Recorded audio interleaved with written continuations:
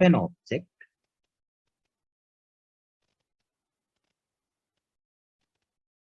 rolling down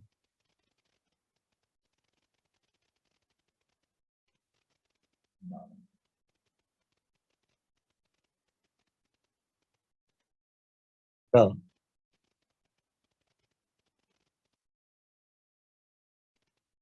inclined plane. Velocity of an object rolling down the inclined plane. अब जैसे अपने को पता चल गया ना कि रोलिंग में दो एनर्जी होती है, ट्रांसलेशन वाली और रोटेशन वाली। तो सपोज ये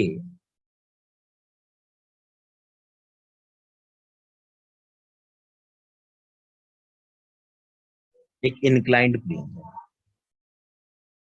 ये एंगल है थीटा, और कोई एक ऑब्जेक्ट है। अब ये नहीं पता ये ऑब्जेक्ट कौन सा है, रिंग हो सकता है, डिस्क हो सकता है, hollow sphere, solid sphere, hollow cylinder, solid cylinder, कुछ भी हो।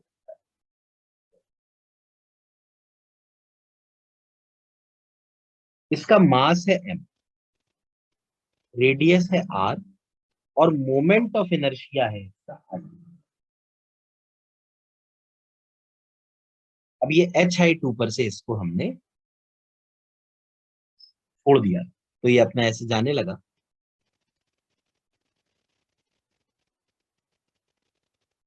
और यहाँ ग्राउंड पे पहुंचकर इसकी कुछ वेलोसिटी v हो गई, तब तो रोल कर रहा है ना, ऐसे घूम रहा होगा ओमेगा से, और v और r ओमेगा बराबर में।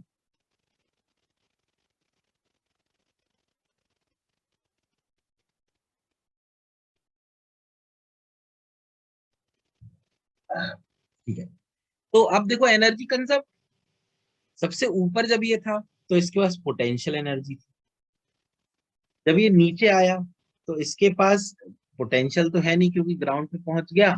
काइनेटिक कौन कौन सी है, एक है हाफ एम वी स्क्वायर और एक है हाफ आई ओमेगा स्क्वायर। अब हम लोग यहाँ पे v equal to R omega है, तो ओमेगा हो गया v by R.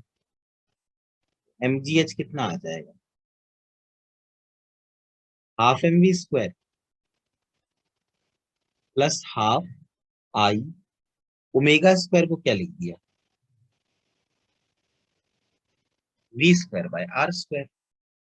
M G H की वैल्यू आ गई, हम क्या कर सकते हैं, कॉमन ले लें क्या, 2, और आर स्क्वायर भी एलसीएम ले लेते हैं।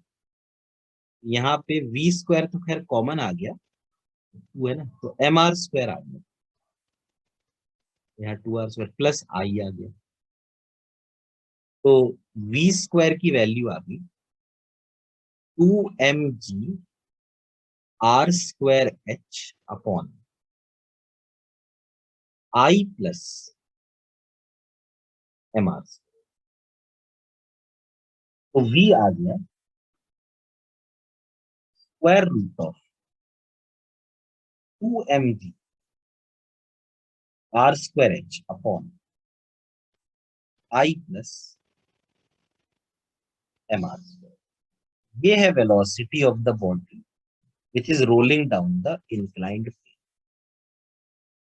mgh तो ऊपर थी एनर्जी, नीचे एक तो है हाफ एम वी स्क्वायर और एक है हाफ आई ओमेगा स्क्वायर, ऐसे भी चाहे तो कर सकते हैं। अब आई इसमें है तो M G H is equal to half M V square plus half, अब आई जो है ये सॉलिड सिलेंडर है ना, तो हाफ एम आर स्क्वायर हो गया, और वी होता है आर ओमेगा, तो ओमेगा होता है वी बाय आर।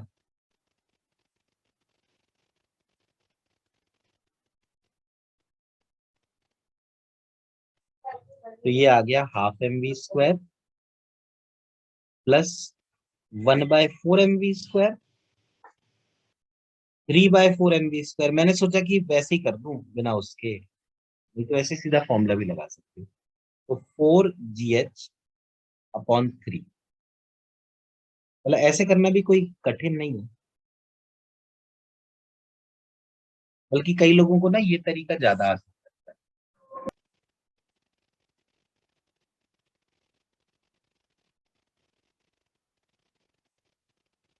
ये देखो, ये एक ऑब्जेक्ट है जो रोल करता जा रहा है।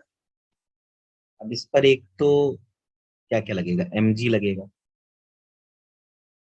एक इस पे लगेगा, ये एंगल थीटा है, नॉर्मल रिएक्शन।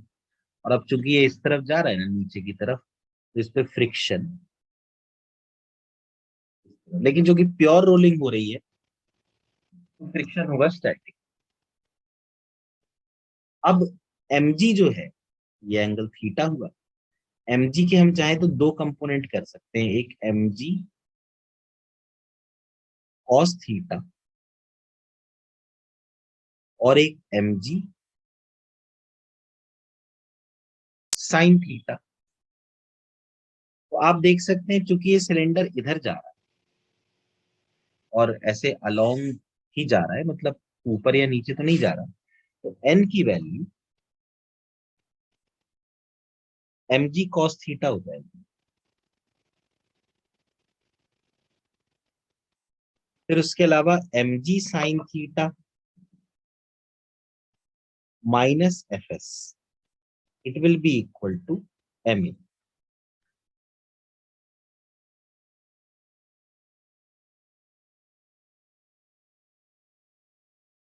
अब इसके अलावा एक और हम चीज देख सकते हैं कि जो ये सेंटर है, तो n जो है नॉर्मल रिएक्शन, ये भी सेंटर से पास कर रहा है, mg sin theta, mg cos theta, sub centre से पास कर रहे हैं। सिर्फ ये जो fs है ना, ये नीचे है। तो अगर हम fs की लाइन ऑफ एक्शन बनाएं, तो आप देख सकते हैं कि लाइन ऑफ एक्शन का जो यहाँ से परपेंडिकुलर डिस्टेंस है ना, ये परपेंडिकुलर डिस्टेंस r के बराबर है। तो हम लोग लिख सकते हैं कि जो टॉर्क fs ने लगाई, टॉर्क होती है ना force into perpendicular distance, line of action से perpendicular distance, fs into R. और टॉर्क को लिखा जा सकता है आई अल्फा, टॉर्क को लिखा जा सकता है आई अल्फा। तो ये एक, ये दो और ये तीन इक्वेशन हो गए। और एक चौथा इक्वेशन जो कि हमेशा ही वैलिड होता है, वो ये है। ये जो इक्वेशन है ना, ये ए को अल्फा से जोड़ता है। तो यहां से हम लोग अल्फा को लिख सकते हैं ए बाय आर। अब ये जो है, ये अगर हम इस चीज को इधर पुट कर दें, तो क्या मिल जाएगा, F S into R is equal to I, और अल्फा मतलब ए बाय आर।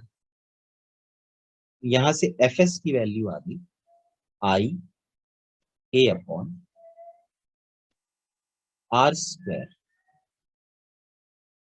अब ये जो वैल्यू है, अगर हम इसको यहां पुट कर दें, तो क्या आएगा, m g sine theta minus F S मतलब I a upon R square is equal to m a. तो M g sine theta is equal to आया, ले जाए तो ए कॉमन आ गया, m plus I upon R square. LCM ले लेते हैं तो एम आर स्क्वायर ऊपर आ जाएगा। यहां से बन गया m g sine theta is equal to a, नीचे आ गया आर स्क्वायर। अब ये बन गया आई प्लस एम आर। तो ए की वैल्यू आ गई M G R square sine theta upon